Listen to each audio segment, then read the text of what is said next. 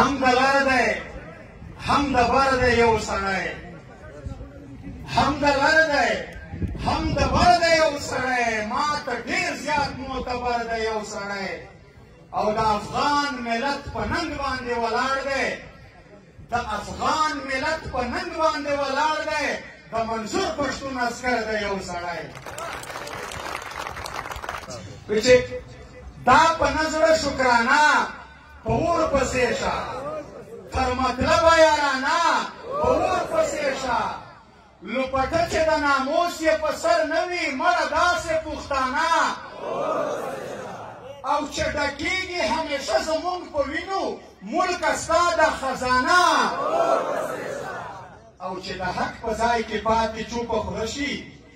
چې د حق په ځای کې پاتې چوپه خوله شي دا ملک دا مولانا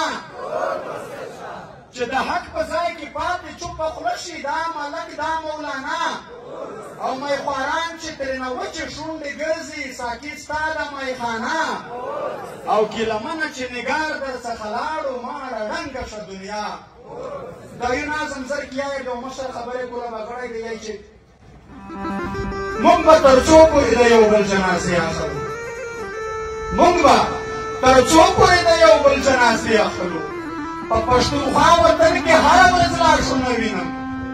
په پښتونخوا وطن کې هره ورځ لاشونه وینو کله د پلار کله د ورور ماتندامونه وینو له هرې خوا د یتیمانو فریادونه راځي د هر ورور جان پلار جان آوازونه راځي د هر یو کلي نه د مړو اعلانونه راځي د لر او بر افغان وطن نه متلونه راځي د لوبو وخت یې وي معذور مو شي بچیان د وطن ورته به مو نشه وي څوکیداران د وطن زمونږ په غوښو یې ماړه کړل سپي لوان د وطن خو بیا مو هم په یوه خوله نه شول مشران د وطن زمونږ خو پېغلې د بابا په کورو کونډې شي په یوه بل کلي کې خیرات غواړي بربنډې شي له حیا ډکې پښتنې پېغلې سره تورې شي ځکه اکثر خویندې مو ورارې میندې پورې شي په یو بل کلي په خیرات پښتو مجبورې شي د سړی مو شول حلال د جاسوسانو په نوم مشران مو ورک شول د غدارو کافرانو په نوم ځوانان مو ورک شول د غدارو جاسوسانو په نوم څوک ترهګر څوک یې کړل مړه د بدماشانو په نوم ځینې ځوانان مې په پنجرو کې په زندان بندي دي د پښتونخوا مې په زرګونو انسانان بندي دي څوک یې ژوندي پر امریکا پر برتنیا خرڅ کړل تپوس یې وکړئ جرنلانو برملا خرڅ کړل کلي کورونه بازارونه راتړن کړل پنجا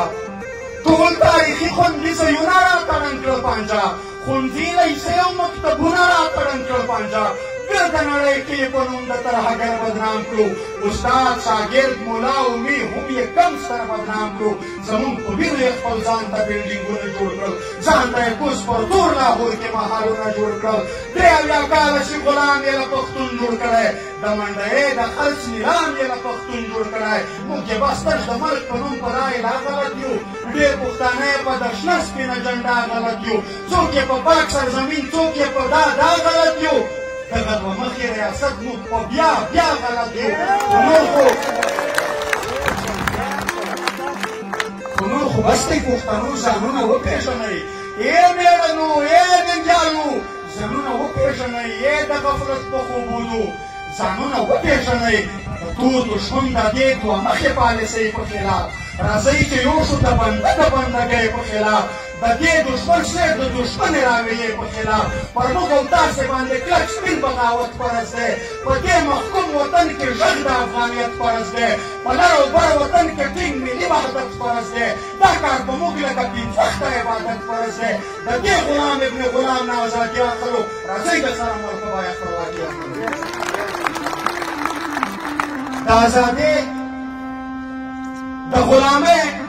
د غلامۍ له ژونده سلسله بهتره دی مرګی د ازادۍ د ننګ په لار کې معتبر دی مرګی راځئ د کار ته اول خپله ګیله من خیال یم سبا ته هم نه ایسارېږم دا دی نن تیار یم تاسې هم دې کار ته د ننګ په پړي ملې وتړئ